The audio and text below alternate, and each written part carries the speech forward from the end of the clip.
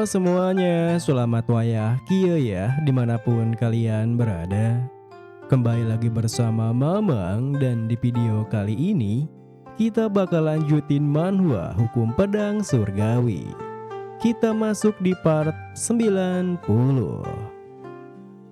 Di awal video ini, beberapa jam kemudian, para elit aliansi murim pun tiba di sekitaran kuil utama Kultus Yomyong. Akan tetapi, suasana di sana terasa begitu sunyi senyap. Terlebih dengan tempat yang tertutup dan sangat gelap itu. Master Jang Mudok pun merasa jika mereka seperti tengah masuk ke jebakan yang dibuat Kultus Yomyong. Tentu saja, keanehan itu juga dirasakan oleh Master Li Eijong. Karena seharusnya tempat seperti itu akan dipenuhi suara serangga. Tetapi sekarang ini malah sunyi senyap begitu. Seolah tempat ini adalah perangkap yang sedang menunggu mangsanya. Namun, meskipun Master Nam Gung Biok juga merasakannya, ia rasa mereka tetap harus menerobos masuk. Karena jikalau kekuatan yang Kultus Yomyong memiliki menyebar ke dunia murim, maka dampaknya akan sulit ditanggulangi. Khususnya, Transenden awakening mereka yang mereka sebut maha kuasa bisa menyebabkan kerusakan yang tak pandang bulu pada transformasi. Karena itu, tindakan aliansinya yang berusaha menghentikan mereka adalah jawaban yang tepat. Dan kalau informasi sebelumnya itu benar, maka aliansinya punya kesempatan untuk membunuh Tenhai the Demon Soldier. Mendengar opininya yang memang masuk akal, Bangsat pun menganggukkan kepalanya setuju. Perkataanmu benar. Itulah sebabnya kita menyelinap di kegelapan malam begini. Selain itu, karena kita tak tahu apa-apa dengan pasukan atau kemampuan mereka. Serangan tiba-tiba di malam hari adalah cara terbaik untuk meningkatkan peluang kemenangan.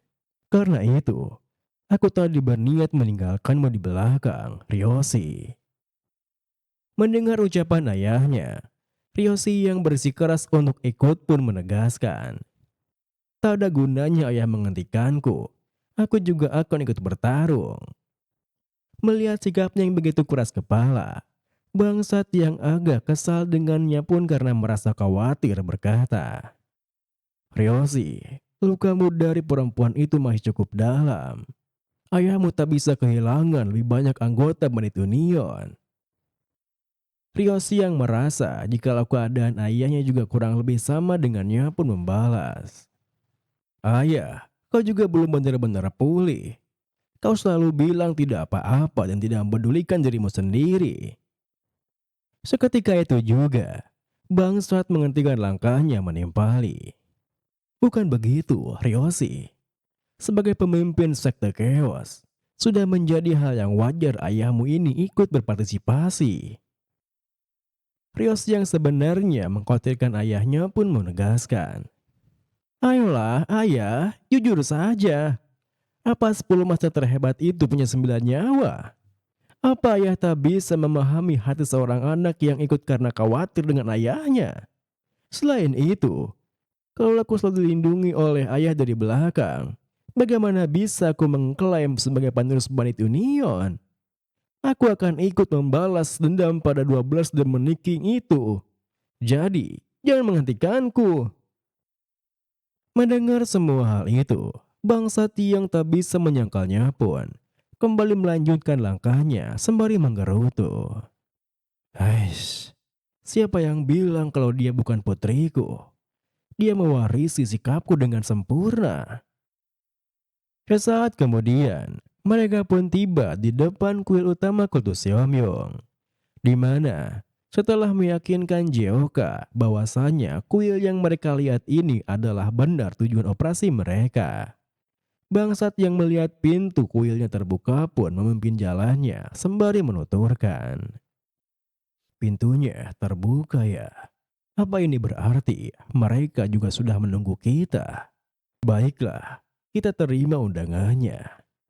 Tetaplah waspada semuanya. Kita tidak tahu jebakan macam apa yang ada di sini. Jadi, saling jagalah jarak aman dengan yang lain. Kemudian, setibanya mereka di dalam kuilnya yang begitu besar, berkebalikan dengan Master Jang Mudok yang tak bisa melihat apa-apa karena penerangannya sangatlah kurang. Nona Namgung Yon yang matanya telah terbiasa dalam kegelapan pun melihat-lihat sekitarnya sembari berpikir. Seluruh temboknya tertutup dengan tulisan-tulisan demonic. Lalu juga terasa aura yang mengerikan. Tetapi aku tidak bisa merasakan keberadaan Ten-Headed Demonic Shoulder manapun. Bahkan Bodhidharma juga diam saja. Biasanya Dipaenki akan bereaksi. Apa mereka sungguh meninggalkan DP sekte dan kabur? Ataukah ini cuma keadaan tenang sebelum badai? Mereka pasti sudah merencanakan sesuatu. Di saat Nona Namgungyon berpikir seperti itu, ia malah tak sengaja menginjak sebuah tanda yang memicu pengaktifan obor api pada dinding dalam kuilnya. Terlebih, ketika perhatiannya tertuju pada obor api tersebut, pintu masuk kuilnya tiba-tiba saja tertutup dengan sendirinya, yang mana membuat mereka semua terkejut panik. Pintunya, sia, ini serangan mendadak. Bersiaplah.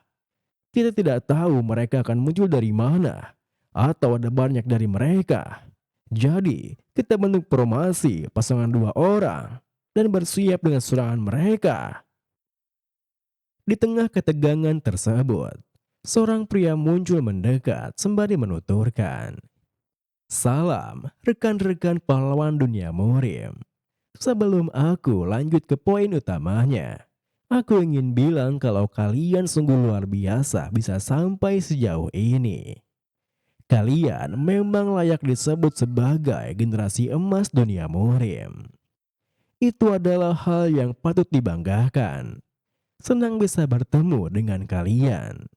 Aku, Bang Cheonga, Ten-Headed Demon Shoulder." Melihat kemunculannya, Master Jang Mudok yang merasa aneh pun terdiam berpikir. Bang Cheonga? Nama yang belum pernah ku dengar. Aku memang merasa kalau dari awal ada yang aneh. Tapi, apa benar-benar tidak ada keberadaan Ki sama sekali? Dia tampak seperti orang mati. Dengan pikiran seperti itu, Master Jang Mudok pun bertanya, "Hei, aku ingin bertanya, apa kau melawan kami semua sendirian?" Bang Sean Gak pun mengangkat kedua tangannya tertawa. "Hahaha, tentu tidak. Aku cuma ingin menikmati permainan dengan kalian. Kultus Yomyung dan dunia murim. Medan perang terbaik untuk menghiasi pertarungan. Ini disebut pertarungan pelenyapan. Aturannya pun sederhana. Kalian nanti akan dipindahkan ke lokasi yang sudah kusiapkan. Dan di sana, kalian akan bertarung dengan Ten-Headed Demon Shoulder yang kalian temui. Sederhana, bukan? Kalau kalian menang, kalian akan langsung dipindahkan untuk membantu pertarungan lain. Tapi sayangnya, itu juga berlaku pada para Ten-Headed Demon Shoulder. Jadi, kalian harus bisa menangkan pertarungannya, kan? Baiklah, mari kita mulai kalau begitu." Mendengar semua hal itu, Jioka yang tak sabaran pun membalas. "Hei, penjelasanmu itu terlalu bertele-tele. Jadi singkatnya, kau menyuruh kami untuk berdansa dengan pedang, kan? Memang itu yang aku mau. Karena dengan begitu, aku bisa memastikan kematianmu. Jadi, mending kau tutup saja mulutmu itu dan langsung serang saja. Akulah yang akan membunuhmu." Melihat sikapnya yang begitu arogan, Bang Cheon Gak pun tersenyum tipis menimpali. Apa kau yang bernama Yon Jioka? Kepercayaan dirimu memang seperti yang dirumorkan. Baiklah, langsung kita mulai saja. Aku sudah menyiapkan lawan yang pastinya akan kalian suka. Semoga kalian semua merasa puas. Tepat setelah mengatakan itu, Bang Cheon-gak pun mengaktifkan teknik perpindahan lokasinya sembari menegaskan. Satu hal lagi. Walaupun mungkin tak ada harapan bagi kalian, tapi aku sudah tidak sabar untuk melanjutkan ini. Dan terakhir, semoga keberuntungan selalu menyertai kalian dalam pertarungan. Sesaat kemudian, Master Lee Ojong yang membuka matanya mendapati dirinya seorang diri di tengah hamparan padang rumput yang begitu luas. Sehingga, sembari memeriksa sekitarnya, Master Lee Ojong pun berpikir, aku sudah menduga akan ada hal semacam ini. Tapi sampai benar-benar dipisahkan seperti ini, tidak, mungkin memang ini yang terbaik. Dengan pikiran seperti itu, Mas Lee Ojong yang melihat seseorang yang familiar mendekat pun berkata, berduel denganmu adalah suatu yang hanya bisa dilakukan olehku sendiri. Ten-headed Demon Shoulder, Blood Pursuing Riper, Kang Sangpi. Mendengar perkataannya, Kang Sangpi pun terkekeh membalas. Aku sudah menunggumu datang. Kali ini, mari kita selesaikan sampai tuntas. Sementara itu, Nona Nam Gungyeon dan Seo Kryoshi nampaknya begitu kesal dengan lawan mereka, yang mana adalah Bang Cheon-gak. Salam para nona sekalian. Sekedar informasi saja agar kalian tahu ya. Aku tidak menempatkan kalian di tempat terpencil, seperti pulau tak berpenghuni. Anggap saja itu sebagai kebaikan kecilku untuk para nona muda. Seperti yang bisa kalian lihat ini cuma ruangan gelap yang normal kan? Dan alasan aku memilih kalian berdua juga sederhana. Itu karena kalian adalah yang paling cantik dalam kelompok. Aku pasti akan memperlakukan kalian dengan lembut. Tentu saja, apa yang dikatakannya itu membuat Ryoshi tak bisa menahan umpatannya. Dasar bajingan mesum, berhenti mengucut langsung bertarung saja. Di sisi lain, berkebalikan dengan Jeokha yang tampak kebingungan dengan lokasinya, Master Nam Gungbyok yang bersamanya memperingatkannya. Jeokha, kau harus menyimpan energi internal sebaik mungkin. Karena cuma dirimu yang bisa melawan orang berambut putih itu. Sedangkan pertarungan di sini padaku. Tepat setelah perkataannya, Moon Segi yang telah menunggunya pun turun mendekat. Kita bertemu lagi, Sword Emperor. Apa lukamu yang sebelumnya sudah pulih? Seketika itu juga, Master Nam Gungbyok yang mengenali suaranya pun berbalik dengan wajah terkejutnya.